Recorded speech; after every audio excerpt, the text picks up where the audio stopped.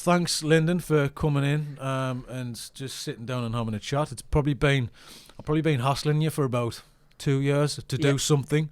You have, yeah. And the worlds just haven't aligned together. So it's nice. I think this is a good excuse, and this is sort of probably easier than us doing like a film project, although it's still like in my mind to do. Yeah. And I think we did some stills last time, and the last time I got in touch was your portrait was up for a Portrait of Britain award. Yes, yeah. But unfortunately, it's a popularity contest, and I didn't win. Yeah. Do you know what I mean? So, Yeah. like all competitions usually are. So, but it was a great portrait. It's kind of so powerful, you know, because you're standing with your prosthetic on, and it's just a nice, powerful shot of you and your flat. Yeah. But a lot's changed since then, you know. You kind of life's grown wild after that. Yeah, I mean, you know, you've got a child now, is that right? Yeah. I've got an 18-month-old. Yeah.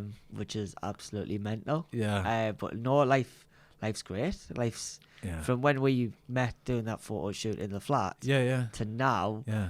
Just so much change has happened, and obviously mentally wise, I'm more comfortable now, and I feel more stronger. Okay. Because I was in a dark place like earlier in the year with things that was going on. Yeah. But was now, that just for training, or was it just? What was the problem? It was a mix of things. So it was kind of like training purposes. It was work related. It was like my disability, and I was struggling to do stuff because when I had the little one, it was like accepting.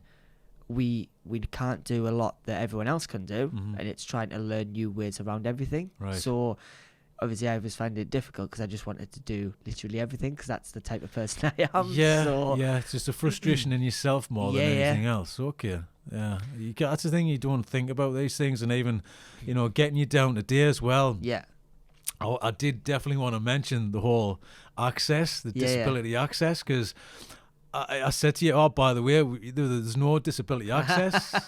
and you know, and I thought you'd find that, you know, because I mentioned I just laughed at your email. You laughed at my email, and I knew you would, because it was all, you've got to take these things, you can't take yourself too seriously, and you got to approach it in just a different way, because I know it's silly, and I know it's a little bit embarrassing to say that there's no wheelchair access to come down to the studio. Yeah. But that to me is a good talking point, because I see online a lot of people, especially, you know, Tanny Gray Thompson and Hannah Cockcroft, they're always talking about wheelchair access on trains, toilet access, it's an absolute everywhere nightmare. You're travelling. So I'd love to hear that from you, because it's kind of straight from the person who has issues with this all the time, which we don't think about normally, you know. I mean, everyone who just goes about the everyday life, you just think, oh, well, we get on with it. Yeah. But having a wheelchair or having prosthetics, it's a whole different ball game. You've got to adapt to every situation that comes around to you. Yeah. So like, there might be a curb that you go up, but the other side of it,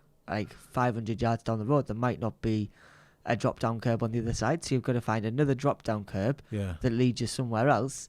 So you might have to go to another place to get across to where you want to be. Yeah. So you might have to take another 3 curbs before you can actually get to the place where you wanted to go. So your journey is just longer. You've got to put more effort in just to do a simple journey. Absolutely. And it's even worse when you're getting on a train, or even the metro that are in Newcastle, anything like that, or even the underground in London.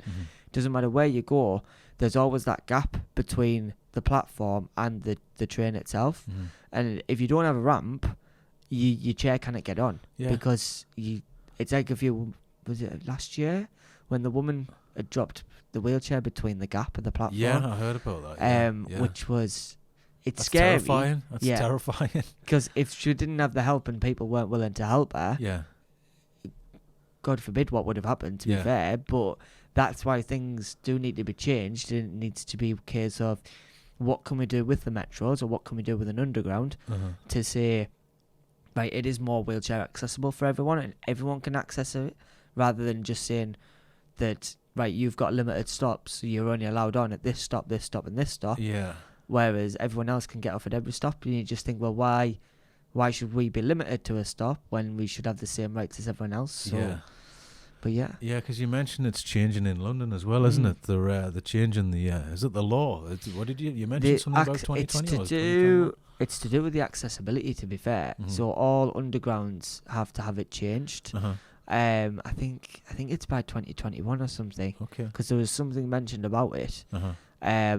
Because I think there's only like four undergrounds that have like wheelchair access. Right. Out of every single underground stop you can go to, you just think, hold on a minute, we've got 4, so you might be on at King's Cross, and you might not be able to get off for like another 5 stops or something before you get the other one. It's going to be the major ones like London Bridge or something like that, isn't it? Yeah. So, it tends to be the smaller ones that don't have it, and I think it is only the major ones that do have all the access for you. Yeah, so. Because it's. I mean, do you go to London quite a bit? Not really. No. Okay.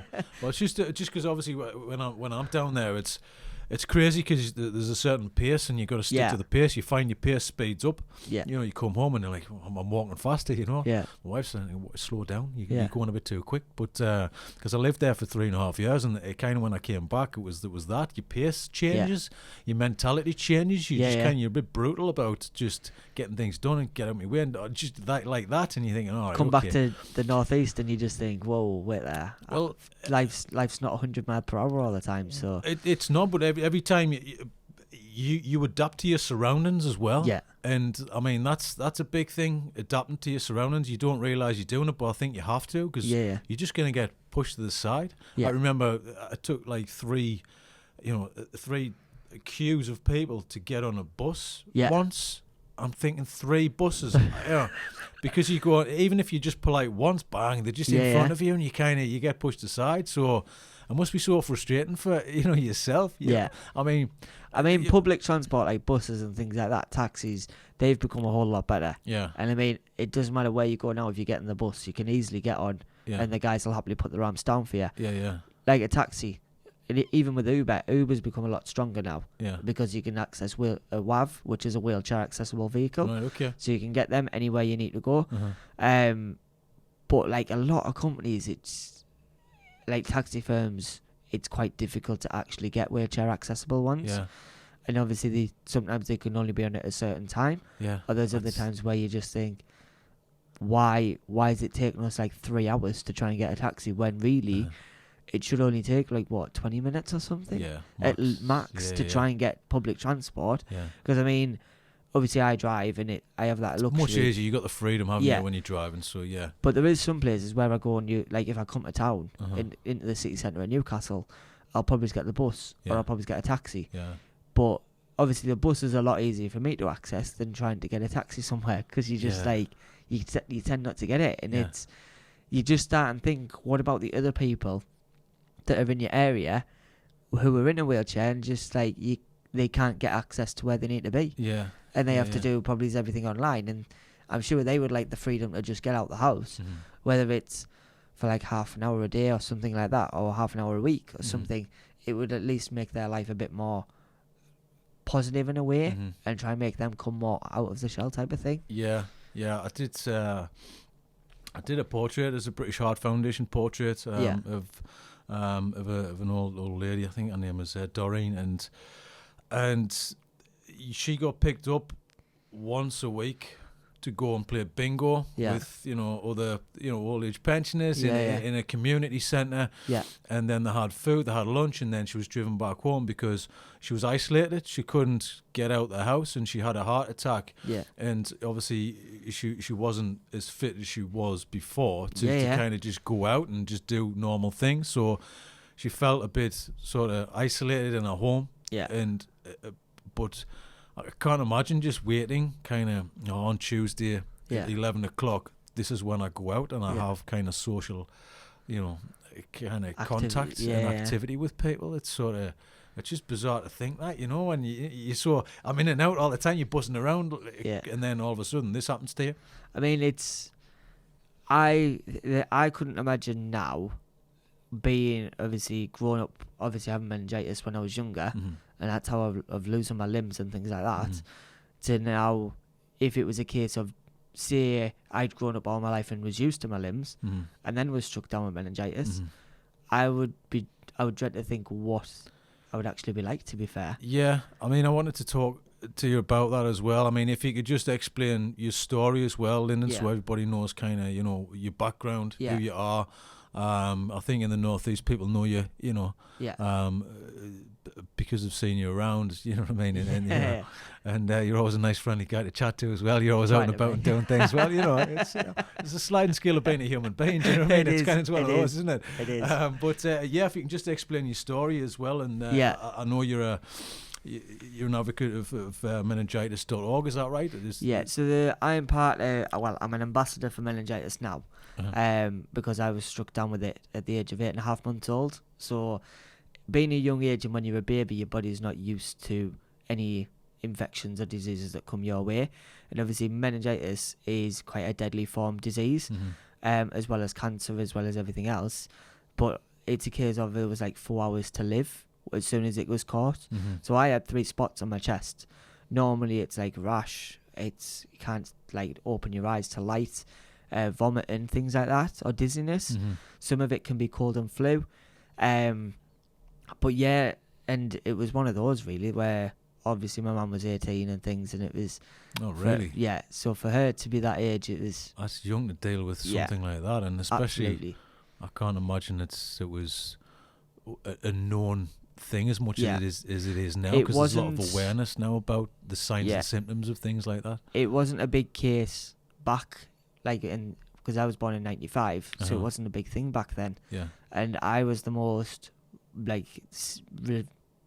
severe case in that time.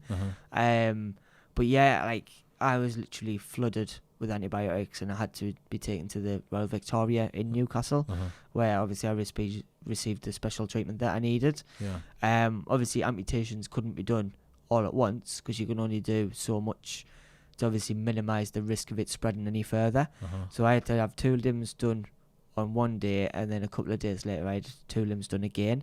So is it due to septicemia, or is that what happens? Yeah, so it was septicemia that kicked in. But obviously if you take it all at once, then it's a risk of it could spread even further. So that's why they do it a little bit by bit, to make it more of a less risk for it to spread further.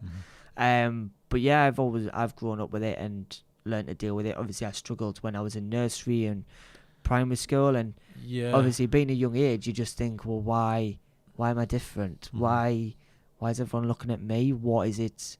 So even at that age, it was obviously having an effect on you, because everybody wants to kind of just be like everybody else. You kind of want to fit in, and you want to do the things that the other kids want to do. So 100%. And I mean, I've grown up and went to mainstream school. I've not been a one to go to a special needs school, because I just think, why should I be different, and why shouldn't I be treated equally? So obviously the equality and diversity always plays a big part of things, and you just think, I was taught that I would have to go to a special school. Really? Yeah. And because it would be easier, but I was always thrown into the mix of everyone else, which I'm pleased I did, because obviously it opened me up a bit more to say, this is who I am, this is what I've done, this is how I've learned to deal with it. So secondary school wise, that's when I started to come to the understanding of my disability and started to improve a lot more with it. So I suppose it helps people around you as well. It helps other kids just understand. Yeah. Do you know what I mean? It's people would ask questions, but everybody's kind of grown up with you. So if they say somebody else, they're gonna know and they're gonna understand. So that's got to be a better way of doing it. Knowing somebody.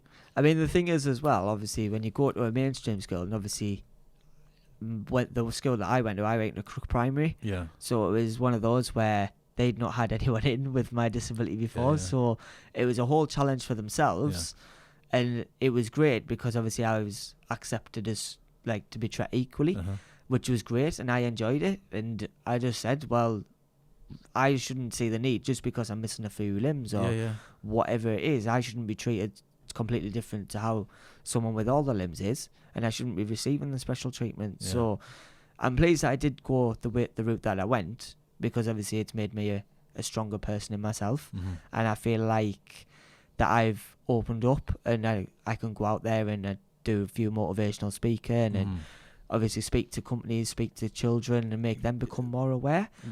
Because you're used to being around everybody, just in a normal society, should we say? Do you know what I mean? With, it's just the same kids and teenagers, and I'm guessing you must have. I mean, teenagers and kids, it's quite brutal. I think everybody goes through something at school. But But I mean, was it bad for yourself, or did you just kind of? You've got to just take it on the chin, and you got to just you can't take yourself too seriously. It seems to me you've got a personality that can take it. Obviously, at times it might be a bit too much. Yeah. And that's when you're going to go home, and then you're going to kind of reflect on, I've had a tough day. But obviously, at the time, you just got to. Yeah, there is your days where you do have a dark day, and you can't be bothered. Mm-hmm. But then the next day, you might get up and be like, I'm absolutely buzzing, I'm ready to go, and things like that. So, yeah, there was times in school where I was like bullied and things, but obviously I just brushed it off. And obviously, going through nursery, I only had one person that I would ever speak to, and I still remember it like it was yesterday. Yeah. But then going through primary school, everyone started to get to know us and started to ask things. Yeah. And I don't mind now, and I didn't mind in secondary school or whatever, because I would happily go out and say, look, this is what's happened, this is why I've lost my limbs. However, I'm no different to you guys. I've still got the same mentality as you. I can still come to school, I can still go to work, whatever I need to do. But like there's that part of us now where I'm not afraid for someone to come up to us. It doesn't matter who you are. Could be Joe Bloggs off the street. Yeah. You've had it for 23 years though. Yeah. Do you know what I mean? You're kind of pretty much 24 nearly. Yeah. It's you gotta. It's part of you. It's part of who you are. So. 100%. And it's funny because obviously you've got a young child, and I've got two young kids, and they ask as well when we're walking past people, even different ethnicities as well, and they're asking the questions and you're answering the questions. Just ask and we can tell you. But as adults, it's like, oh shush, you can't. I mean, back in my days, don't ask the question, don't talk about this. And I'll always say to my little one when she gets older, don't be afraid to ask or help anyone out who you need to help. And if they say no, that's fine. Just say, look, if you know where I'm at if I need any help. But like, it's one of those where if you're out on the streets and you see someone that stares at you, I don't mind, but it's when you constantly stare. And then my grandparents, obviously, they're not alive now. They sadly passed away, which was obviously a part of my life which pulled us down. And obviously, when my first granddad died, I was absolutely distraught, and that did obviously pull me down quite a bit, because obviously my granddad, both my grandparents and my grandma, they have all helped with my swimming to get me to where I am today. Yeah. And obviously that was a bit of a mental block, and I had to say, look, it's going to happen at one point. I've got to live and learn with it, and I've got to move on. I cannot just be sitting there in a dark corner all the time. So, yeah, obviously with disability, I think they're obviously a massive inspiration for myself as well. I suppose you were probably used to darker days than normal. I mean, was that the case? I mean, does that help you deal with kind of grief with family and stuff like that? Kind of dealing with everyday stuff that you have to go through. Do you find it easier? I wouldn't say I find it easier. I would say there's definitely days what are challenging. Yeah. And you've got to. I feel like once you've been in that challenging instance and you know what the dark day is, it's trying to obviously open up about it. And obviously mental health's coming into things these days now. It's massive. It's getting huge. bigger and bigger. Yeah. And I try and say to everyone, if you try and open up, I didn't earlier in the year, and I was finding it very difficult to try and obviously speak to anyone, because obviously with my swimming and trying to do everything at once, and everything was just stacking up, and at one point the pressure just got too much, and I just couldn't take it, and I was like, right, I need to speak up. If I don't know what's going to happen or whatever. So I always say now, try and speak up. Yes, you might feel a bit embarrassed, but don't be embarrassed about it. You need to speak up to try and get them to understand where you're coming from. Yeah. So even like yourself, it sounds like obviously you got thick skin. Yeah. And then you've been through quite a bit, but that's your life. Yeah. It's kind of used to it, Yeah. Here's me sitting here kind of going, oh, well, do you handle it differently? Do you handle it? You must have been through loads of stuff. Well, you don't know a time when it was easier, and then do you know what I mean? Because you've always dealt with it, so it's not as if you were 14, and then your life changed. Oh, you've always dealt with that. Yeah. So that must. I don't know. It's a tough one, When. Because I'm coming at it from the outside in, asking you the questions with everyone else. Oh, you must find it hard every day. Because we had this conversation coming down the stairs. Yeah. Does it annoy you that people are going, oh, can I help you? Can I? Because you're used to, you do this every day. You know what you can do.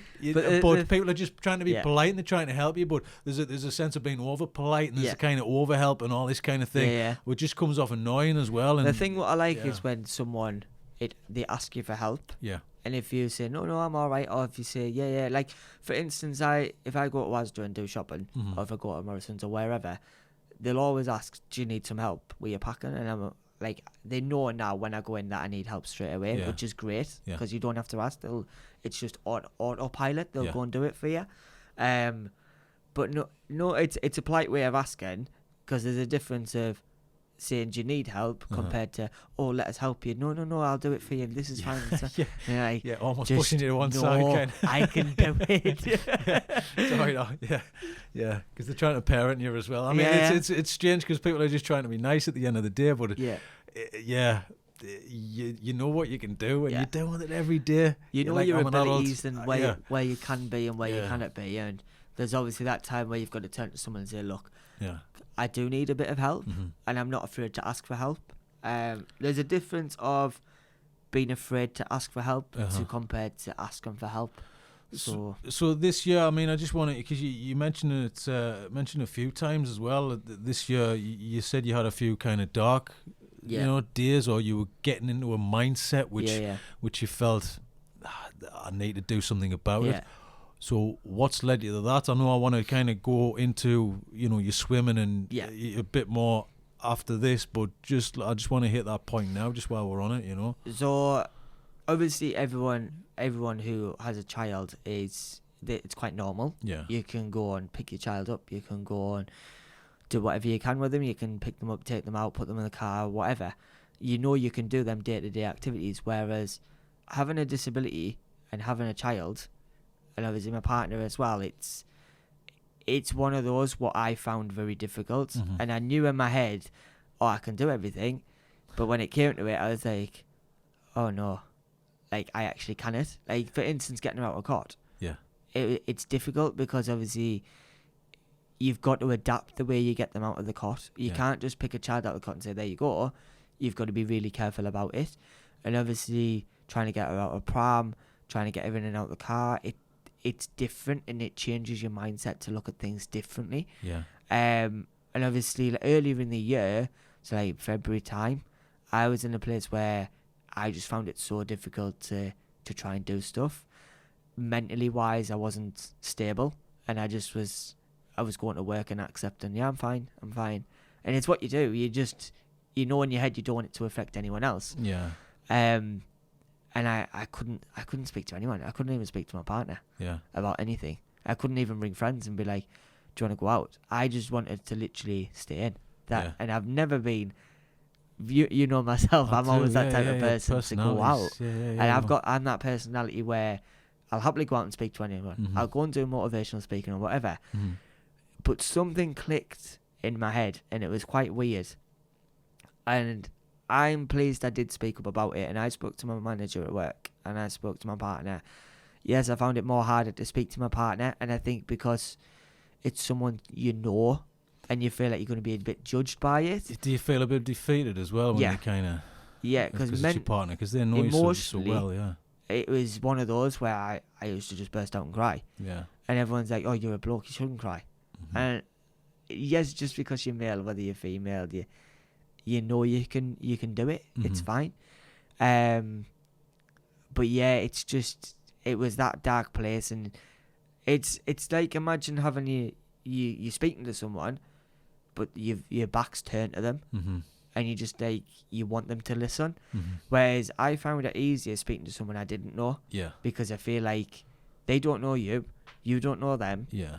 So therefore, they're not going to judge you as much as possibly your friends might be, or someone like that. But yeah, because they've got a history of knowing who you are, and you go, well, why are you like this? You're not normally like this, so they can't really understand why you're like this. Yeah. But if you're talking to somebody who you've never met, I suppose it's you can open up, and they're starting at this point here, and then they've got to backtrack to actually no, he wasn't always like this. He was happier in himself or whatever. So, but I put on loads of weight. And I just kept eating, and I was like... Must be tough being an athlete as well with doing that. Because I wanted to go and train, but I found it so uncomfortable to actually get back in the pool. Yeah. And I was like, hold on a minute, I've never been like this. Yeah.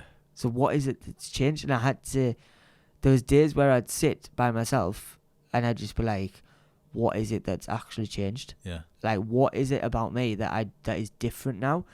And I think, obviously, that stage from having a little one to then having a house, trying to get everything sorted and trying to do the best of your ability, that was what hit me the most. And I just felt like I'd run into a wall and that was it. I just totally got knocked down. It's like being in the ring with Anthony Joshua or someone, and you just get knocked out after like round 3.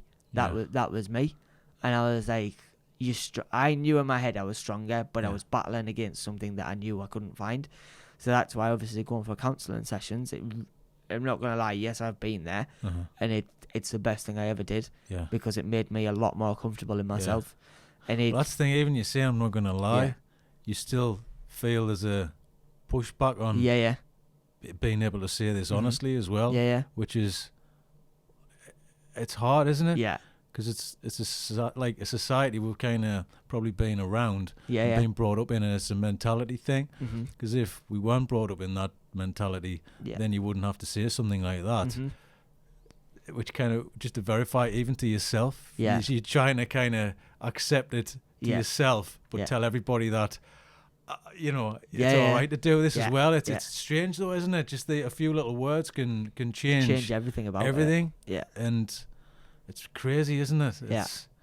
But when I did the counselling, I did like a couple of months of it to try and obviously pull myself back round, and it did open me up a little bit more, and it started to make me. I was always the type of person that when I was in that dark place, I would think in the box, and I was struggling to think outside. I couldn't think right. I couldn't do things properly, and when you are doing it properly, and you're like, I'm actually not. And I look back now and say, I actually didn't do things right. But I that made me ask myself more questions and starting to open up a bit more. Yeah. And now I feel like I can go and speak to someone and I can ask them a few more questions rather than, that's fine, see you later. Yeah. So I think the important thing is as well, it's being self-aware. Yeah. And you found that you were like, it's got to a point where I need to talk to somebody about it, but I can't talk to people in my circle. I need to kind of go outside, but you were aware of it, and I think that's the thing. I mean, I don't know whether that kind of comes from you training as well, because I find like a lot of people who do that live in that world of just kind of wanting to achieve, and high achievers. They get to a point quicker, they get to that self-awareness quicker, because you can't cheat yourself about, I'm not doing very well at this thing I want to be good at, if you know what I mean. So I mean, there's a book called Chimp Paradox, which it's like the mind over the monkey. Yeah, I've heard about the inner chimp. Yeah. But it makes you think about things differently. And I read that. I've read the book, and it's a phenomenal book. So if you want to read, obviously you have a read about it, and it's trying not to let the chimp override the brain. Yeah. And it's making yourself more aware to say, yes, you're getting frustrated, but that's your chimp taking control. Yeah. And it's trying to make your mind be like, hold on, let's take a step back. Take 5 step backs if you need to. Yeah. But you'll always get there in the end. You've just got to tell yourself, it doesn't matter how many times you get knocked down. Yeah. It's about getting back up and throwing the last punch at the whatever you can. And I have always taught myself that you can do everything. There's no such word as can't. Yeah. So that's the way I look at it now. And I've always looked at it before, but that dark spot was that time of life where I was just like, can't do anything, can't do this, can't do that, and I was getting frustrated with myself. So that's why I always say you can do everything you can, and if you believe in yourself and get others to believe in you, you'll achieve bigger and better things in life. So. Yeah, I think you have to hit those dark spots as well. You have to go through it to see it again and recognise the traits of I need. This is kind of coming up again, and I think it's obviously everything's linked to kind of depression, anxiety, but I think maybe it's the creative minds as well as kind of high achieving and addictive personality. I think there's very much a link of all of these things. Yeah, that's how I kind of. I see it, because I see it myself, and I see it in other people, and I see it in other. I'm like, right, okay, you're seeing certain traits of personalities, and it's how you're made. You can't change that, but you've got to manage The thing what I look at now is that dark spot where I was, and obviously coming out and making myself self-aware. It's having the self-awareness to go and speak to someone. But then once I did speak to someone and start to have a few sessions to try and recover myself, I remembered the good times of when, obviously, I carried the torch in 2012. I've obviously trained towards going to the Olympics in 2012 as well, which was disappointing, which obviously pulled us down. But I got back in the pool and fighting again. Yeah. Carrying the torch was a massive, massive pull-up for me. And I always look back now and say, if we go to an Olympic Games, we know we've got the torch and an Olympic experience as well. Yeah. And if we get a medal, even better. You know you've got 3 to go with it. So, but yeah, that's what I find, that fitness and everything now has started to make me a lot better in myself. And it's having that group of people around you that know you can turn to say, look, I'm not feeling myself today, but you know what? I'm just going to get in and get it done. Because if I get it done, I'll feel better with myself. And it's good that you feel that way. So that's the thing. Sometimes you have better sessions when you just get in and do it, because you go, actually, it blows the cobwebs off. You know, it kind of maybe gets a few frustrations out as well. And then, you know, it's let us go back to kind of the swimming as well. I mean, at what age did you discover swimming? Was it accidentally, or was it somebody pushing you kind of just into it in the right way? You know, was it something kind of a teacher thought, actually, I think you should start swimming, strengthen your body? What was it? What was it kind of that So that got you there? I've always been in the water from such a young age. From at the age of probably 1, 2. Okay. Where my grandparents took us, and they've always been the ones that kept us in the water and kept us mobile and moving. So was it part of like a rehabilitation thing or a strengthening thing that you went through? Yes, it was more strength, and obviously to get my limbs functioning. Yeah. And then I've always gone swimming with my grandparents, and I've loved it. Absolutely loved every minute. Even when I was on holidays, I'd just go in the pool and just get on with it. I'd always been on armbands, and then it was like when I was in primary school, it was like year 6, and I'd have been like 10, 11 maybe. Okay. But it was one of those where my grandparent took us. My granddad actually took us in the water and he said, I'm going to take them off you. You can stay near the wall. And if you go under, you go under. But I'll get you up. And I was there like, oh my God, help me. I didn't let go of the wall, to be fair. But I did it. And you just look back now and I think what a great achievement for my granddad to actually make us do that. And then I went into my swimming lesson and the teacher was absolutely petrified. Because I said, oh, no, I don't need the armbands. And they were like, what? I was like, yeah, I don't need them. And they were like, you can stay near the wall in case you go under.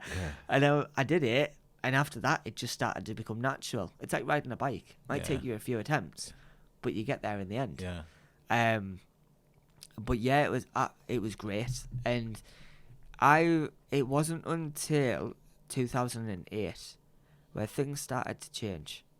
And I remember watching the Olympic Games in Beijing, and I watched Michael Phelps win his first gold medal, and I remember listening to his interviews, and he was like, this is the year where I'm going to obviously get the golds and the world records as well. And I was like, hold on a minute, you're saying it, but can you actually do it? Because there's a difference of saying something to actually doing it. And I remember watching all the races that he did, and coming out with 8 world records when the suits were back then, the full body suits in swimming, and you just think what a phenomenal achievement to go and do. And I look at all them guys, it's like Chris Hoy, Rebecca Adlington, Michael Phelps, doesn't matter who they are athletes in their own way, and they've pushed themselves to the absolute extreme to get to that absolute level that they wanted to be at. But it was 2008 what changed us, and that's when I said I want to get into swimming, and I want to try and go to try and get to a Paralympic Games, because obviously we knew we couldn't do the Olympics because that was the AB guys. So I was like, right, okay, that's out the window. But when I watched the para swimmers, and obviously Ellie Simmons, seeing her win a gold medals and stuff, it was one of those that inspired me.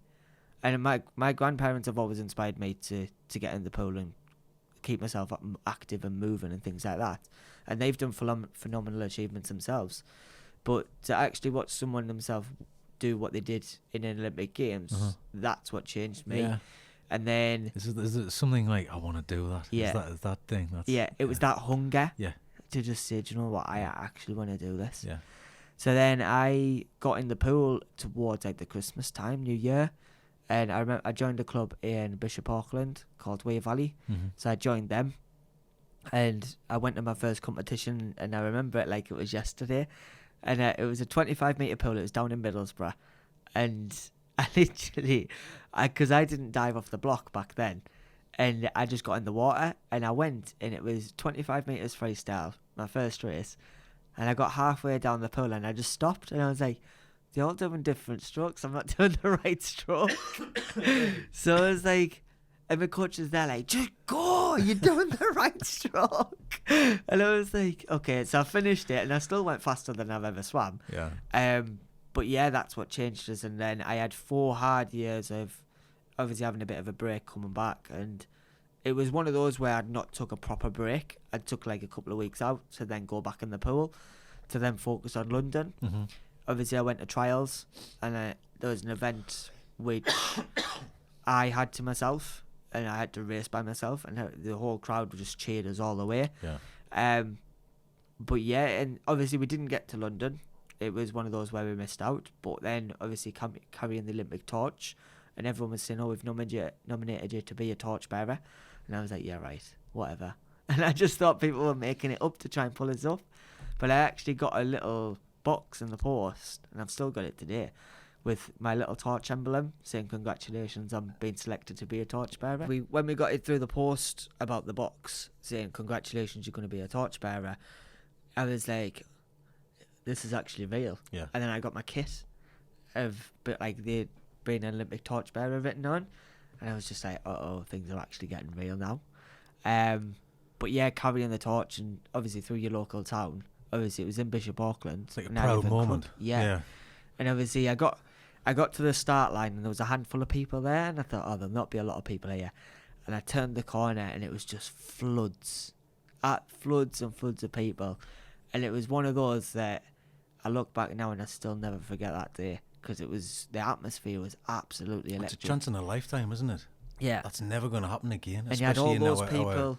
Our country. Yeah, you know? Especially in your local town. Yeah. Because it's not very often that you hear something come to Bishop Auckland. Yeah, you're right. And it's like, it gives you that extra bit spur. Yeah. And after that day, I said, right, let's get back in the pool. You know where you need to be. Mm-hmm. We've got another hard 4 years to go to try and get to Rio. Obviously, we just missed out on Rio. We weren't far away from qualifying, but I always set my aim to get to Tokyo in 2020, which is actually next year coming. Yeah. I know, it flies over, doesn't it? Absolutely. Yeah. And you think, where's them 4 years gone from Rio to now? Yeah. And obviously having a little one, and I think having a little one, it does give you that extra motivation.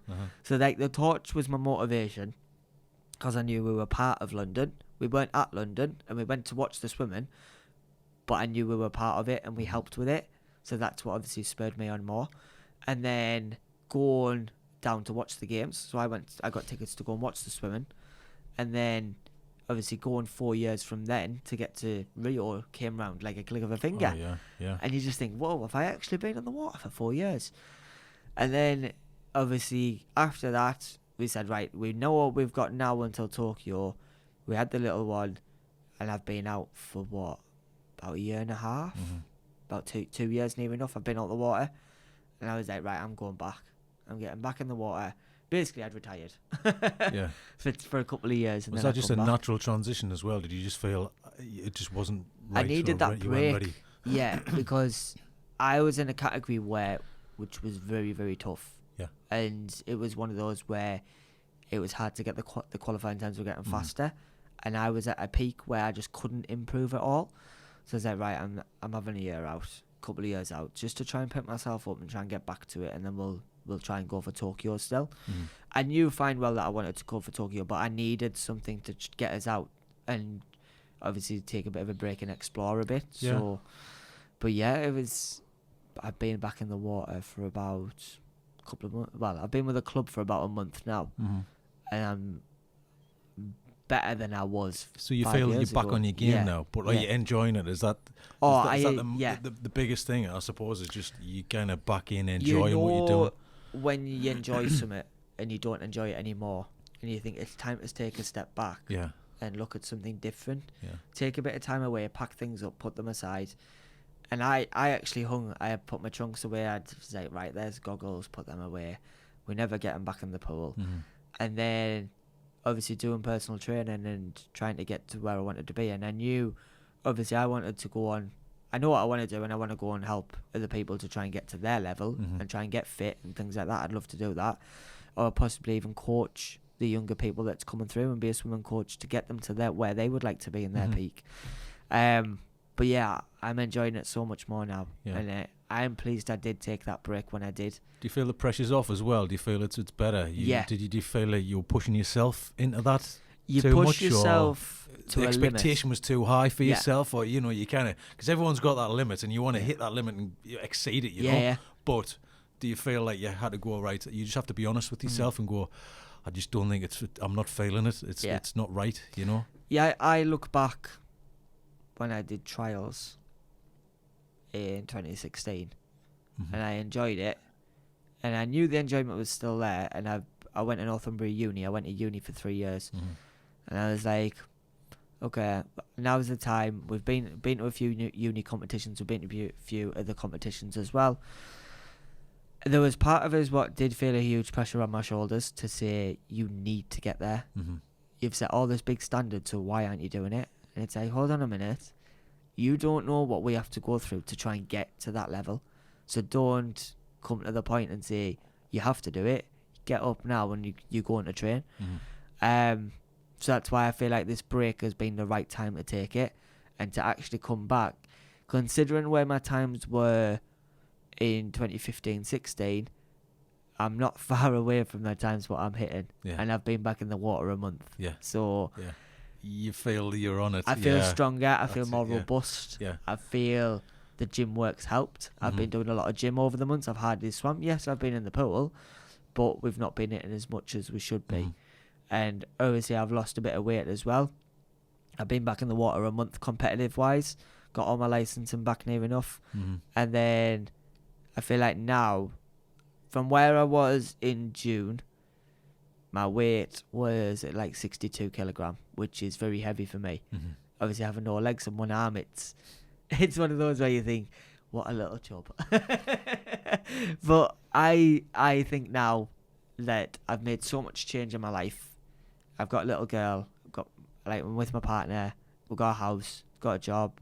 Still training full time. Working full time. Obviously helping with the little one where I can, needing my own downtime to make sure I can go and train. It's having that week structure to say, this is what we do Monday, Tuesday, right through till Sunday. This is when your rest is. That's when you do this, and this. This is when you do that, and that. That's your plan. You stick to that plan, you get yourself in a regime, and that's when you know.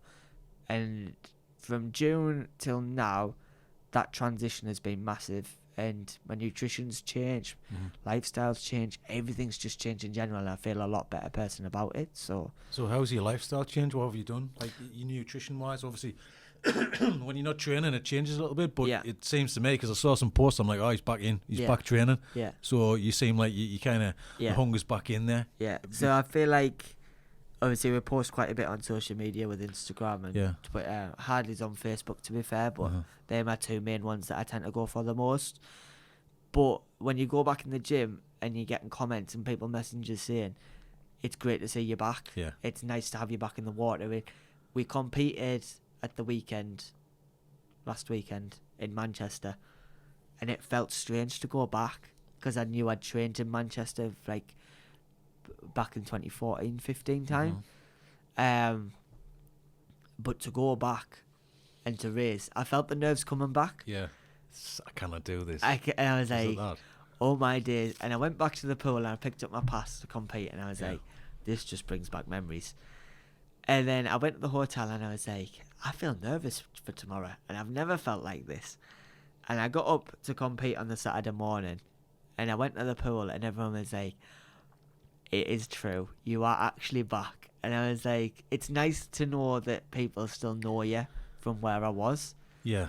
And to come back in the pool and to get nice comments and people coming up to you, giving you hugs and saying, it's absolutely amazing to have you back. Yeah.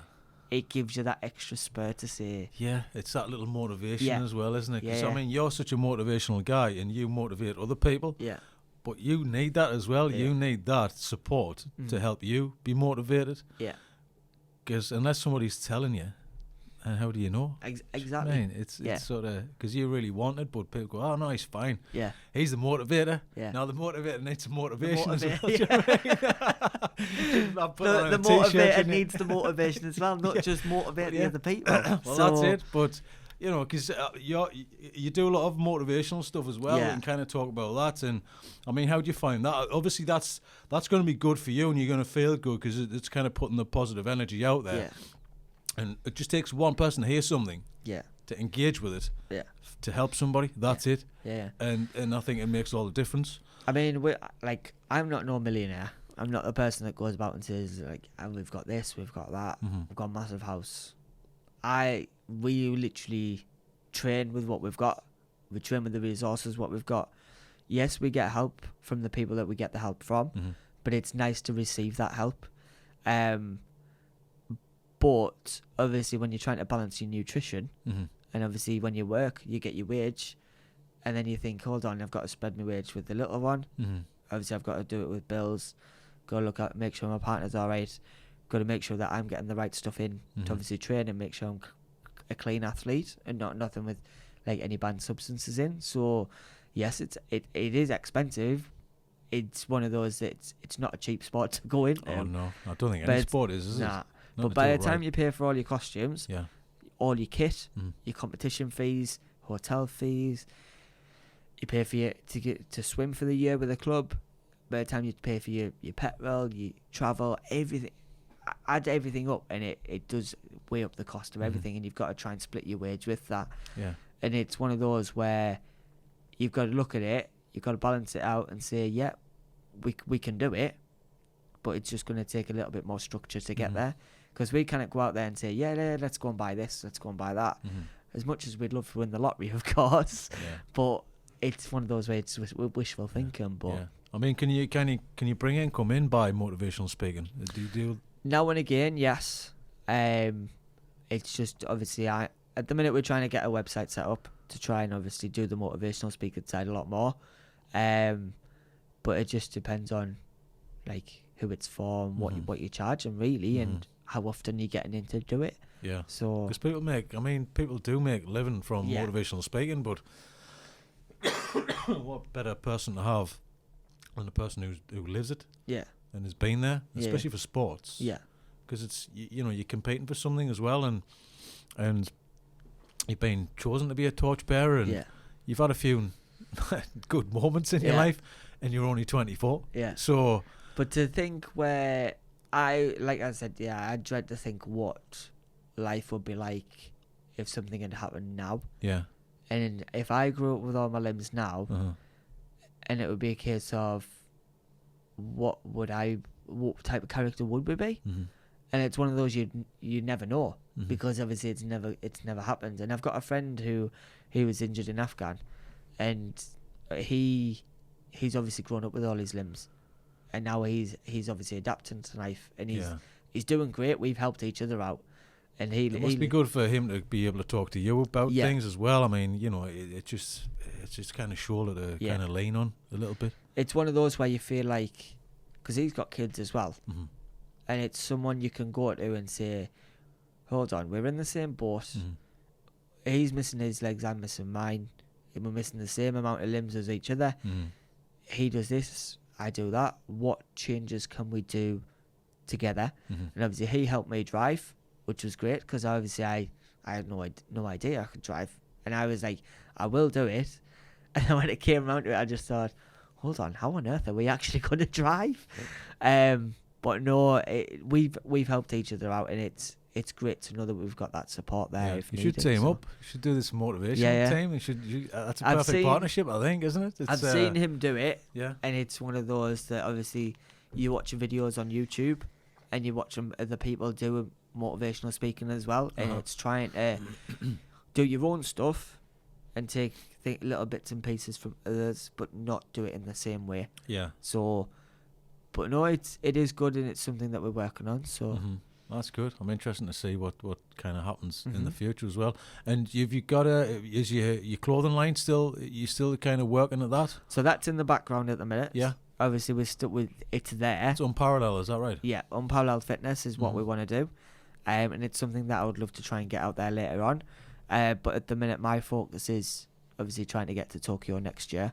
That is the goal that I really would like. So I said, right, we'll put that on the back burner and let's move forward and focus on training. Let's try and get everything done, and then next year we'll review everything. One thing at a time. Yeah. Yeah. Rather than throw thousands of things in the bucket and being like, we can't do everything at once. Yeah. So you've got to pick the important things first and sacrifice other things. Well, you're only young. I mean, you still got only loads 24. of time. Yeah, well, that's the thing. I mean, will this be the last one you're going to try and aim for as well? Lyndon, do you think? You kind of. Who knows? Who knows? I know, because that's the thing. It doesn't end. And it's all about if you kind of feel, like you've just said before. We're just talking about that. You feel it's time to, hang up the trunks and move on kind of thing, hang up the suit and move on. Because this will be the third try of going to Olympic Games. So I said, I mean, some people only get one chance. Yeah. And then they're done. That's it. But I said, basically, we'll review next year, see what happens. If we got the games, we got the games. Brilliant. Goal succeeded. If we go and get a medal, even better. That's two goals in one. So... but yeah, I said I'm taking each step by it comes at the minute and not trying to overflood everything. Yeah. So, well, that's good. That's a good thing. Yeah. Yeah. So I mean, your training protocol now. Let's talk a little bit about that, because I know you train CrossFit. Is that right? As well as swimming. We do a bit of CrossFit a week. As well as we're training about 7 times a week at the moment. Really? Yeah. 6-7 times a week. So it's quite tough. That's full on. So that's Monday to Saturday. As well as doing 30 hours a week work. As well as doing 2 gym sessions, as well as trying to do a CrossFit as well. So and have a child as well. And have a child and have a social life. So yeah, well, that's your social life's out the window now. That's not good. Yeah. Apart from football, I see. You still manage to get to the match. Is that right? Now and again. Yeah. Now and again. You still want to go to the match? Is if we can go. Because I'm completely out of football, so I don't know. But I'm guessing you're still wearing the colours on your head there, so you're still a fan. Because it's a sliding scale of it is who's in the huff this season. Yeah. Sunderland, Newcastle. But it's one of those, isn't it? It's I'm not big on football as what I have been. Because I feel like my swimming's took over quite a bit. Yeah. I'm more having a good time kind of thing. Yeah. Motorsport is where I'm more laid towards. I like F1 and the GP and things like that. They're my two what I'll always watch. Okay. Rugby, I do like watching the rugby. I think rugby's great. Football, I do enjoy the football, and I go to it now and again. Like I'll either go to the Newcastle match, or if my friend gets tickets to go to the City game, then I tend to drive all the way to Manchester. Yeah. And I'm like, I am nuts to go all the way down here just for a match and go back. Football game, yeah. But no, so it's good because it gets you away. Yeah. And it gives you that bit of social time and have that downtime with your friends and you can chill out. I imagine it's quite hard because if you're training all the time, then I mean, does that have an effect on, your kind of social life? Definitely, but your family life as well, because you train and you're tired, or do you feel a bit more rejuvenated because I'm training, I'm back into it, the mental capacity's changed, I'm kind of more motivated. The problem sometimes is that obviously when you train, we train for like say 20 to 25 hours a week. Yeah. Then you're working 30 hours, so there's 50 hours of your week gone. Yeah. And sometimes you're at work late, sometimes you're in early. Your morning sessions for swimming are at like 5:30 in the morning. So it's having that balance to say that when you come to a weekend, look, I need a little bit of rest, but once we do have that rest, then I'll be re-energized and I'll be able to do stuff and try and help where I can. Yeah. But I know in myself what I've got to do, and it's good to know that I've got the support behind us. Yeah, it does get really tough at times, and it's a challenging at times. But it's nice to know that you've got the support there to help you out. And what about funding as well? Because I know guys are really struggling with funding, and funding's a massive thing, and especially in parasports. Yeah. it's so hard to get funding unless you're the top 2%. I mean, even in athletics, normal athletics, sporting world. Doesn't matter what sport you're in nowadays. You've got to be like cream of the crop, or you've got to be the person in the now, you know. It's got to be, you know, famous or whatever it is, you know, and all the sponsorships, they come to you. Yeah. And it's sponsorships, that's what keeps the sponsorships you tend to find, you've got to go out there and hunt for them. Sometimes you might get approached by people and say, look, we want to help you out, which I have been by a couple of people, which is great. But funding wise, it's very difficult, and it's one of those that you've got to manage everything yourself, and you've got to try and push yourself out there more. So you've got to budget yourself. Yeah, kind of thing. But so obviously social media is a massive platform now, and it's getting bigger and bigger to try and get more and more people out there to become more recognised. Yeah. So that's why we hit the social media side and tag loads of people in it to try and get more recognised with it. So. Yeah. I mean, does it help? Does it kind of do you find it's helping? Kind of it getting does. On social media and stuff like that. It does help. You've just got to use it in the right way and at the right time. Yeah. Because if you use it at the wrong time and not posting the right content, you know for a fine fact it's not going to work. Yeah. And we've done a couple of experiments where we've posted one day at this time and one day at another time, and we've tend to find that one works better than a different one. Yeah, there seems to be certain times are better than others to kind of post stuff, but do you feel there's a pressure on you having to post content as well all the time? Not really. No, because obviously you do it every day, or you kind of you sort of you're doing every other day, or what's your try to do it every other day. Yeah. Every other day is normally, or we try and do it like a couple of times a week, right? Or like try and say we could try and get like 3 posts out a week, and say we do it like this day, and this day. Yeah. And see how that works. And then the next week we'll do it this day, and then we'll have a break. Then we'll do it that day, and then we'll not do anything else. Yeah. See which one hits out better with the media. So it's trial and error really, and it's just about doing the right content. To be fair. Yeah. Well, because you never know what's going to hit and what's not going to hit. I mean, especially for you guys, it must be quite important as well, especially if you have sponsorship and they're relying on you to kind of get people to pay some attention to this stuff. Yeah. I can imagine it's easy to get caught into a trap of like, well, let's do something exciting and crazy, you know? Yeah. But, you know, you could possibly just do something silly and get more likes or whatever. Yeah. I mean, how have you found that? Have you found people are more interested in yourself, or do they want to see the training aspect of things? It varies, because I thought there would be a bit of fluctuation between, obviously, myself, family, training, but it actually varies on the posts. So there's not a massive drop between them, but the training ones. So like, say for instance, we're in the gym and we're adapting a workout, they tend to get quite a few hits because obviously a lot of people is trying to find new ways. So they want to see the workout. Yeah. Because there's a few personal trainers that I've spoke to like last year and like months and months ago that they find it hard to try and adapt a program for someone with an injury or something. And I think obviously I've got the background where I've been in an able-bodied sport, I train with an able-bodied group, and I'm the only para person, so it's me and my coach, we have a lot of like conversations to say, right, we'll have to do this, we've got to do that, we've got to adapt this, we don't need to adapt that. So as long as you have that conversation, then it can work. Yeah, it's good because they can kind of figure things out for other people because of yourself. You know? Because they're getting an honest opinion about how this is working and how it's not working. I mean, do you your training, is it the same as everybody else's, or have you got do you do less? Or do you feel how does it kind of work? How does that work? Is there a certain, these are what the whole team, if you're training with a bunch of people, you're doing the same thing, or would you drop down reps, or would you, obviously you got to change a weight or whatever it is, but how do you find that on a scale of training? We tend to find that we'll do the same type of session, but we'll not do the same session, if that makes sense. Say if my guys are doing like a fly set, like a butterfly set, or we're doing a medley set in swimming, then I'll still do the set, but we'll change it to what I have to do, because obviously my body is completely different to theirs, and it's one of those that I don't need the amount what they do. I need something completely different. So So it's about changing it in the right way and making sure you're getting the same amount of work as what they're doing. So you're knowing you're getting the same work ethic and effort out of them compared to what they would as well. Yeah. So, I mean, if you kind of the things that you're doing as well. I mean, have you seen a direct kind of relationship with younger people doing this the same as you? You know, with a similar disability. Is there anybody like being in touch with you? Are you kind of helping anybody?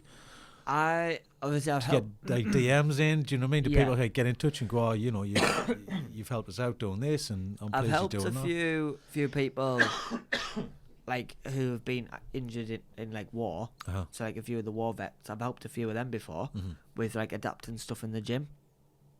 But like kids tend to be a good one because obviously you're inspiring kids to go on, and when they hear what you're doing, they're like, right, I want to do that. Yeah. I want to try and do it. Yeah, yeah. And they look up to you, and you're a role model to them. Yeah. And that's why obviously you've got to be careful of sometimes what you do post, because you know who's following you, and you've just got to say, look, that's not ideal for who I've got on my social media platforms. So, but no, it's good and it's nice when you're out there and like say you're out in town or you're out in swimming and you say, it's great to see what you're doing, and you're inspiring our children to go on and do bigger and better things. Yeah, do you get stopped in the street as well by people? Yeah, now and again, yeah. Or even if I go to a competition and I don't know the people, they'll come up to us. Like at the weekend, I had a few people come up to us and say, you're absolutely phenomenal, and my kids are looking up to you, and they think you're great. And it's like, oh, can we have a photo or whatever? And it's nice that you're having a good effect on people. Yeah. But like a few years ago, when you're trying to get to a games, you feel that massive pressure, and you're like, yeah, I will, but I have to be quick because you've got to go, type of thing. Whereas now I'm just like, yeah, it's fine. Yeah. Like, so I feel completely different human now compared to where I was a few years ago, but I feel better for it. So. Yeah, I mean, does that come obviously to come with age, but just because of the headspace that you're in, I'm guessing it's much easier to kind of handle that sort of thing as well. I think because I've got a little one myself. Yeah. And I don't know about yourself, but it's what you do, you kind of want your kids to do as well. So it's been the right role model for your children, and encouraging them in the right way. So I think that has also helped us out as well. So yeah. So I mean, you kind of work as well. Obviously, you're saying you're doing the 30 hours as well, like kind of working. What's your deal? Job? So I work in a call centre. So I work for the AA, not the alcohol people, the breakdown company. But yeah, it's great. Obviously, it's call centre based, so it's very tough. Very challenging, mentally wise, because basically you're at a computer all day and you've got to listen to people and you've got to keep that concentration all the time.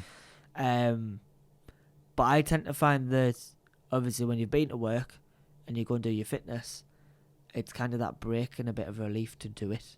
Do you feel more energized to do it? Yes. As well, because you're doing something, obviously, because you need to, pay for what you want to do, what you truly want to do, and to get to where you want to be. So this is the motivation of having to do this to get to that. Yeah. I mean... And look, there's times when you come out of work and you're like, I really can't be bothered. Yeah. But the thing what I look at most is, where do I really want to be next year? Yeah. Do I want to look back and say, I've missed this amount of sessions when that could have been the session to get me to the games? Or do I want to be that type of person to come out of work and say, yes, I've had an absolute terrible day at work, but I'm going to go at the gym and I'm going to put 100% effort into the gym. Yeah. We've done what we can in work. Work's done. Work's gone. But now is the time now to say, right, go at the gym, go and do your swim as well. So there'll be a couple of days where I'll do like half an hour, 45 minutes, maybe it's an hour in the gym, or maybe it's longer, to try and get the effort out of it, what I need. And then I'll go on the pillow, but I know now I'm fuming in my head because of the day what I've had. Yeah. But as soon as I've gone in that pool and I'm doing a few lens, the amount of relief that you feel, it makes you a whole stronger person. Yeah, so. Yeah. I mean, do you find is it kind of help you? You're chatting with people all day. Does it help or not? You feel your personal skills, people skills are a little bit better from doing that as well? I feel like when I go training in the morning, and then go straight to work, it's quite tough. Yeah. And because you're physically exhausted because you put everything into the session. Yeah, swimming's brutal because it's usually early sessions in the morning when the pool's kind of clear, starts. isn't it? Yeah. 5:30 starts. Yeah. It's great because obviously you get up, you go to the pool, and you feel more energized, and you get to work and you're thinking, possibly what type of day you could have, but it's trying not to get it in your head too much and just going in with an open mind. Yeah. So that's why I find it quite a big help, actually. Because I imagine people who do it day in and day out who don't have what you have on the side.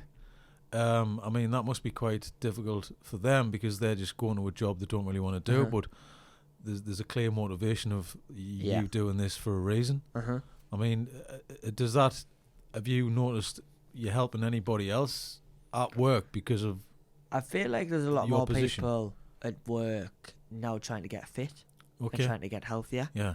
Do they ask you what you're eating and stuff like that? What you should be eating? Yeah, I get asked quite a bit actually to what I eat and what I'd like. How do I keep on track and things like that? And yes, there is days where you're gonna eat rubbish, but it's trying not to eat too much and it's trying to have that good balance between it. So yeah.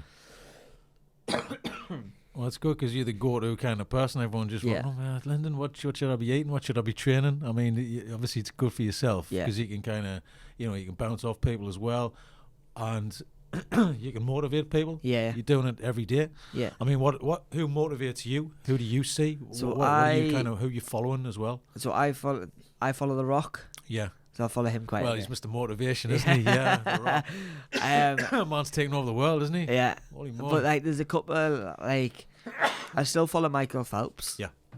I follow Matt Fraser, who's like a CrossFit person. Is Matt Phelps? I mean, sorry, is Phelps? Is he kind of retired now completely?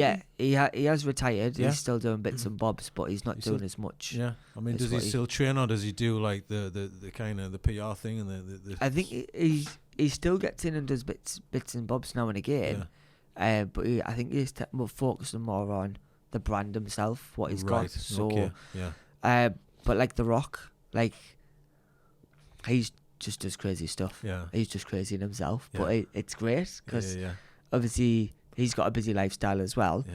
And it's learning how he keeps balanced. Yeah. And I see a friend of mine, he's always like, I'm not really sure. I can't really be bothered. I was like, what would The Rock say? Yeah. Because he's got no excuses. Yeah. He never takes any excuses. He just get up and do it. Yeah. Grind it out. And get something done. I know there seems to be a bit of a thing online at the minute. It's all like motivational memes. Yeah. There's a point where it's a bit silly, where it's like, you're getting up at 3 a.m. to do this and all this kind of thing. Look, you don't really need to do that. Just do something. There was a one. Where was it? Into it. It was on YouTube. Mark Wahlberg, was it? Mark Wahlberg. And he did it with James Corden. Yeah. And he goes to bed at 7:30. And he gets up at 3. Yeah. And James Corden got up and he was like, I'm still half asleep. And he was like, get in that gym now and start lifting. He was like, I'm just so tired. Yeah. but all he's good. It's good. All he's done is shift his body clock. That's it. All he's done is done that. Because if you're going to bed at 7:30, you're still getting the same amount of sleep as somebody else. So you're still getting that. You're still doing the same thing. You're just sliding your times in a different way. Yeah. Because he's not sleeping for 2 hours and getting up and training, because he'd be completely ghost and he'd never recover, would he? So I mean, who else? Obviously, there's the main ones, but do you find them? Do you find them good motivators, or do you just look at the things sometimes and go, this guy again? Do you ever get that? Or I find obviously certain stuff there's like some repetitive stuff. Yeah. Some of it's repetitive. Yeah. But like I find that obviously you find the people who have been in the war. Yeah. So like Ant Middleton. Yeah. Like I find he's great, and I follow Mark Ormerod. I don't know whether you follow Mark. No, I don't follow him. He's I think he's, because I watched. He's lost both legs and an arm, I think. And he's like training jiu-jitsu. All right, okay. At military. Yeah. So it's a military jiu-jitsu. I forget what the thing's called, but I follow him, and he's pretty motivational. I think Tom Hardy's an ambassador of the jiu-jitsu school for the army, for the military. But so it's he's great. Good. He's a good motivational person. But I find that obviously people who, like my friend who got injured in Afghan, he's a great motivational person. What's he called? Andy Reid. Okay. I think I've heard of him. Yeah. I think I've seen his Facebook page before. But he's great because obviously even his story of like he served to the country basically. Yeah. he's just got an MBE. Is he really? Yeah, for all the work that he's doing. Okay, so he's kind of into the motivational thing, and he's found. Have you found, he's found his way through all of the the tough times, the dark times. You feel he's come out the other side. With him, obviously, there's times where he's at home once a week, and the rest of the time he's away, and he's got 2 kids, and he's got his wife as well, and it's like he finds it tough, but yet he's doing what he can for everyone else, and he's helping everyone else out there in the UK or the rest of the world, wherever they're at. And obviously it's great that he's got the support of his wife, and the kids obviously look up to him as well, because the kids will think he's a massive inspiration as well, and they motivate the kids as well. So, but like, what was the program? There was a program on Channel 4.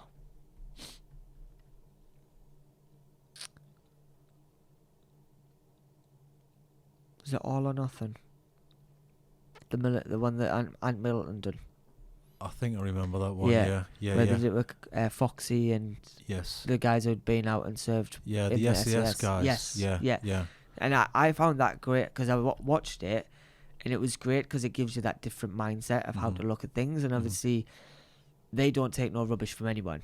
Literally, because they've been through it, and obviously it's nice because they post stuff on social media, and it's great because I find that people who are in a similar situation to myself for motivation.